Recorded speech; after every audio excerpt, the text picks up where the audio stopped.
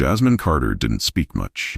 She was new, different, black, and preferred her books to people. Exactly the kind of student they thought they could turn into entertainment without consequences.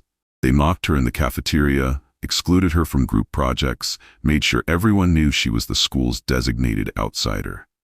And when she finally reported it, the counselor told her to give it time.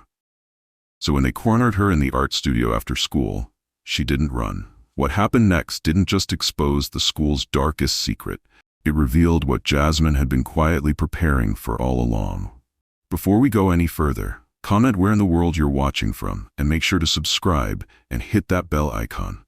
Trust me, you don't want to miss what happens next. Jasmine Carter had learned that safety came from observation. Watch long enough, stay quiet enough, and people reveal themselves without realizing it. On her first day at Lakewood Academy, she walked through the pristine gates with her scholarship papers in her backpack and her mother's words in her head. "They'll test you. Don't let them see you break." The school looked like money. Manicured lawns, stone buildings, students who wore their privilege like cologne. Jasmine wasn't intimidated by wealth. She was there because her mind was sharper than most, and the scholarship committee had seen what others missed. Potential wrapped in silence. Her tour guide, a junior named Madison, walked too fast and spoke too little. Lockers, cafeteria, gym, she pointed without stopping. "Any questions? Where's the library?" Jasmine asked. Madison paused, surprised. "Third floor, but nobody really uses it except during finals." Jasmine nodded. That would be her refuge then. The testing began in AP chemistry. As Jasmine set up her lab station, 3 girls entered late, designer bags swinging, voices carrying. The teacher, Mrs. Whitmore, barely glanced up from her desk. "Sorry we're late," the tallest one said, not sounding sorry at all. "Student council meeting." Jasmine recognized her from the brochure. Taylor Bennett, whose family name was on the new science wing. The other 2, Lauren and Emma, flanked her like satellites. Taylor's eyes landed on Jasmine. "Oh, we have a new student. How diverse." The word dripped with something that wasn't welcome. Jasmine kept organizing her materials, face neutral, hands steady. During the experiment, Taylor accidentally knocked over Jasmine's beaker. The solution spread across the table, soaking her notebook. "Oops," Taylor said, loud enough for everyone to hear. "Better clean that up before it stains." Mrs. Whitmore finally looked up. "Accidents happen. There are paper towels by the sink." Jasmine cleaned without comment, salvaging what she could of her notes. She'd learned long ago that first reactions set patterns. Show anger, and they'd push harder. Show hurt, and they'd feast on it. Show nothing, and they'd have to work harder to get what they wanted. By lunch, word had spread. The scholarship girl. The quiet one. The one who didn't react.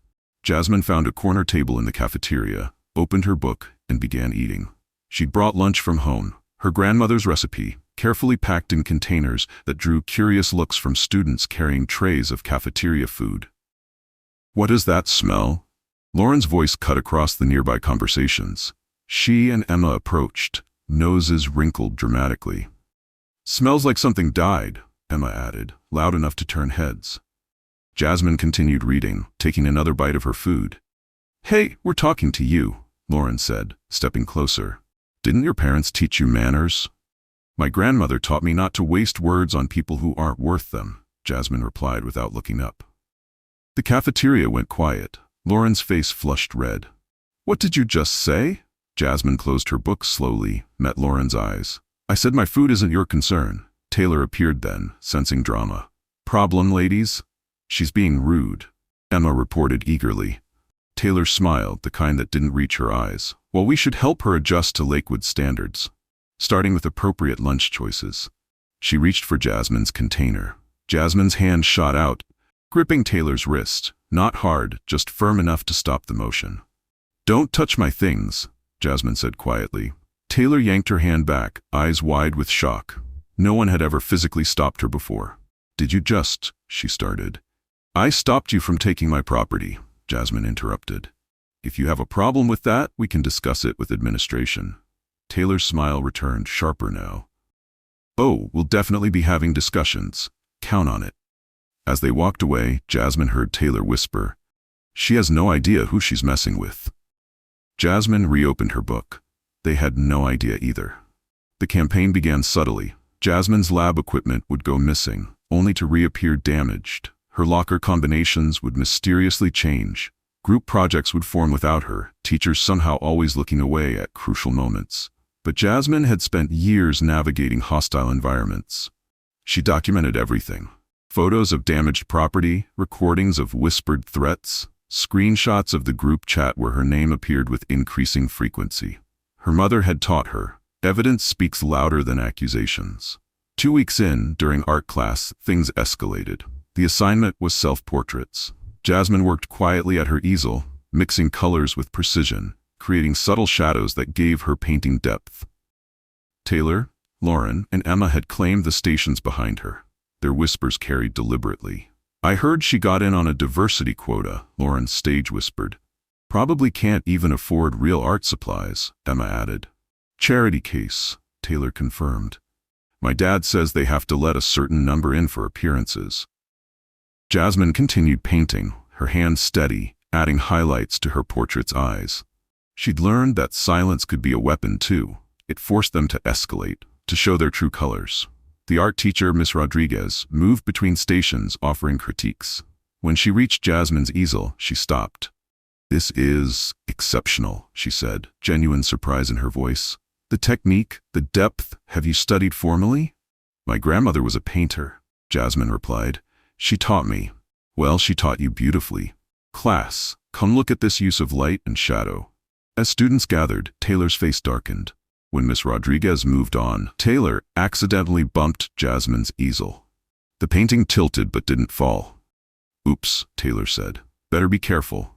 Wouldn't want all that exceptional work ruined."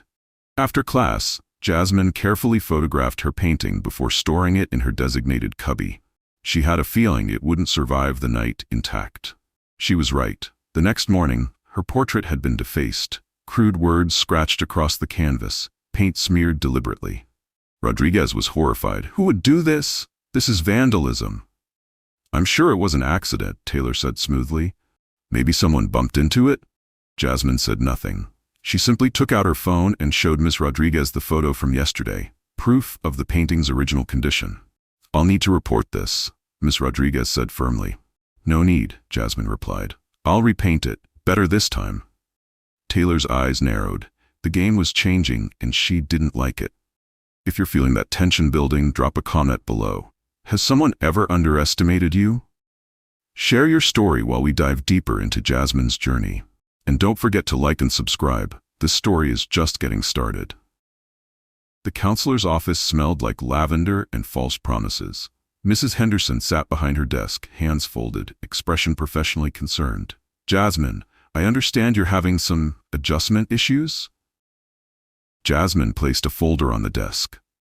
"I'm adjusting fine. Other students seem to be having issues with my presence."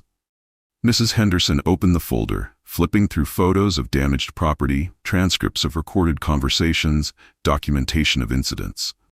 "This is comprehensive," she said slowly. "My mother taught me to document everything," Jasmine replied. Mrs. Henderson closed the folder. "Sometimes when we're new to an environment, we can misinterpret social dynamics. These girls come from prominent families. I'm sure they don't mean any harm." "Destroying my property isn't harmful?" Jasmine asked. "Teenagers can be thoughtless," Mrs. Henderson said. "Have you tried engaging with them, finding common ground?" "They've made it clear what they think of me," Jasmine said. "I'm not here to beg for acceptance." Mrs. Henderson sighed. "Jasmine, Lakewood has traditions, established social structures. Sometimes it's easier to adapt." "You mean accept harassment?"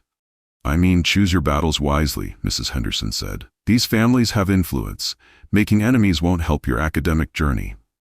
Jasmine stood. "Thank you for your time." As she left, she heard Mrs. Henderson make a phone call. "Yes, Mr. Bennett? About the situation we discussed." That evening, Jasmine sat with her mother at their kitchen table, the folder between them. "They won't help," her mother said, not a question. "They're protecting their donors," Jasmine replied. Her mother's hands clenched.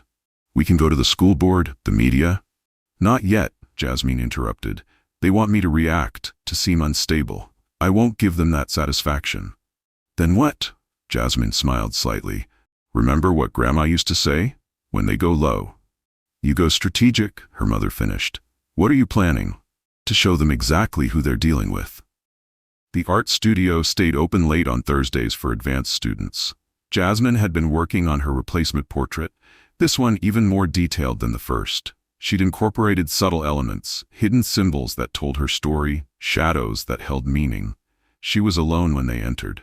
Taylor, Lauren, and Emma, their footsteps deliberate on the wooden floor. Working late? Taylor asked, voice falsely sweet. Jasmine didn't turn from her easel. The light's better in the evening. We need to talk, Taylor said, moving closer. About your attitude. I wasn't aware I had one, Jasmine replied, adding a delicate stroke to her painting. Lauren circled to her left. You think you're better than us? I think I'm different from you, Jasmine said. Better is subjective. Emma flanked her right. Your kind always thinks they're special. Jasmine finally turned, brush still in hand. My kind? Scholarship kids, Taylor clarified quickly. So defensive. Ah, Jasmine nodded. For a moment I thought you meant something else. Taylor's smile tightened. Here's how this works. You keep your head down, stay out of our way, and maybe we let you finish the year without too much trouble. And if I don't, Taylor stepped closer, then things get difficult. Ask Jessica Morris. Oh wait, you can't. She transferred last semester. After mysterious failing grades?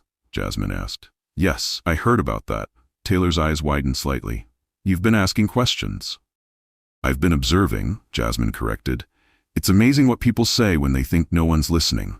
Lauren grabbed Jasmine's painting. Maybe this needs another accident. I wouldn't, Jasmine said calmly. Or what? Emma laughed. You'll tell? Like anyone believes you over us. Jasmine set down her brush. No, I'll show them. She pulled out her phone. The recording app was already running. Taylor lunged for it, but Jasmine moved faster, muscle memory from years of martial arts training her mother insisted on. She sidestepped smoothly, keeping the phone out of reach. Give me that, Taylor demanded. Property theft, harassment, implied threats, Jasmine listed. All recorded, along with your admission about Jessica Morris. Lauren dropped the painting. Emma backed away. You can't, Taylor started. I can, Jasmine interrupted. I have everything. Every incident, every threat, every destroyed assignment. And now this conversation. We'll deny it, Taylor said, but her voice shook. Hard to deny video evidence, Jasmine replied. She gestured to the corner of the room. The art department installed security cameras last month. Didn't you notice? 3 pairs of eyes shot to the small camera mounted near the ceiling. Miss Rodriguez showed me during my first week, Jasmine continued. After my painting was vandalized, she's been collecting footage. Taylor's face paled. You set us up. You set yourselves up, Jasmine corrected. I just documented it. The next morning, 3 families received certified letters. The evidence was comprehensive. Security footage, recorded conversations, documented incidents spanning months. The school board meeting was set for Friday. Taylor's father tried damage control. Calls were made, favors requested, pressure applied. But Jasmine had anticipated this. Copies of everything had already been sent to local media, the state education board, and a civil rights attorney her mother knew. The board meeting was packed. Parents, students, reporters, all waiting to see how Lakewood Academy would handle its first major scandal. Jasmine presented her case methodically. Evidence displayed on screens, recordings played for all to hear. The pattern was undeniable: systematic harassment, administrative neglect, protection of certain students at the expense of others. Taylor's father tried to interrupt. These are children's mistakes being blown out of proportion. Destroying property is a crime, the board chairwoman interrupted. Harassment based on race or economic status violates state law. She provoked them, Mrs. Bennett claimed. By existing? Jasmine's mother asked from the audience.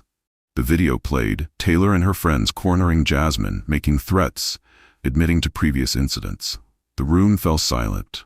When it ended, the chairwoman turned to the school administrators. How many other students have been pushed out this way? The silence stretched. Then from the back of the room a voice, I was. A young woman stood. Jessica Morris. I left last year after my grades mysteriously dropped and my projects kept disappearing. Another stood. Maria Gonzalez. I lasted 1 semester, then another and another. By the end, 7 former students had identified themselves, each with similar stories. The board's decision was swift. Taylor, Lauren, and Emma were expelled. Mrs. Henderson was placed on administrative leave pending investigation. New policies were implemented immediately. Mandatory bias training, anonymous reporting systems, regular audits of grade patterns. But more importantly, the culture cracked. The untouchable weren't untouchable anymore. Months later, Jasmine stood in the art studio working on a new piece. The room felt different now, lighter, more open. Students who'd once avoided her now asked for technique tips. Teachers who'd looked away now checked in regularly. Miss Rodriguez entered, smiling. "Your piece was selected for the state competition." Jasmine nodded, unsurprised. She'd poured everything into this one, her journey, her resistance, her triumph. "What will you call it?" Miss Rodriguez asked. Jasmine stepped back, studying the canvas. It showed a figure standing firm, while shadows swirled around her, each shadow containing faces, whispers, threats. But the figure remained unbowed, unbroken, radiating quiet strength. "Silence speaks louder," she said. Taylor's family moved away shortly after the scandal. The Bennett name came off the science wing. Lauren and Emma finished their education at different schools, their reputations preceding them. But Jasmine stayed. She graduated as valedictorian, her speech focusing on the power of documentation, the strength in silence, and the importance of standing firm when systems fail you. "They thought my silence was weakness," she told the assembled crowd. "They didn't understand that I was gathering evidence. They thought isolation would break me. They didn't realize it was making me stronger." The applause lasted long after she left the stage. Years later, Jasmine returned to Lakewood Academy as a guest speaker. The school had changed, more diverse, more inclusive, with systems in place to protect all students. In the audience sat a young girl, new, quiet, watching everything with careful eyes. After the speech, she approached Jasmine. "They're starting to test me," she said quietly. Jasmine smiled, remembering. "Document everything, stay calm. And remember, your silence isn't surrender, it's strategy." The girl nodded, understanding passing between them. As Jasmine left the building, she saw her old portrait hanging in the main hall, the one she'd repainted after it was vandalized. Below it, a plaque read, "Silence Speaks Louder" by Jasmine Carter, a reminder that strength comes in many forms. She touched the frame briefly, then walked out into the sunlight, knowing that sometimes the quietest voices leave the loudest echoes. I hope you enjoyed this story of resilience and strategic resistance. If Jasmine's journey resonated with you, please share it with someone who needs to hear it. Like this video and subscribe to our channel for more powerful stories of triumph over adversity. Drop a comment below. Have you ever had to stand firm against systemic unfairness? How did you handle it? Your story might inspire someone else to stay strong. Remember, sometimes silence isn't submission, it's preparation. Until next time, keep standing tall, keep documenting truth, and never let anyone mistake your quiet strength for weakness.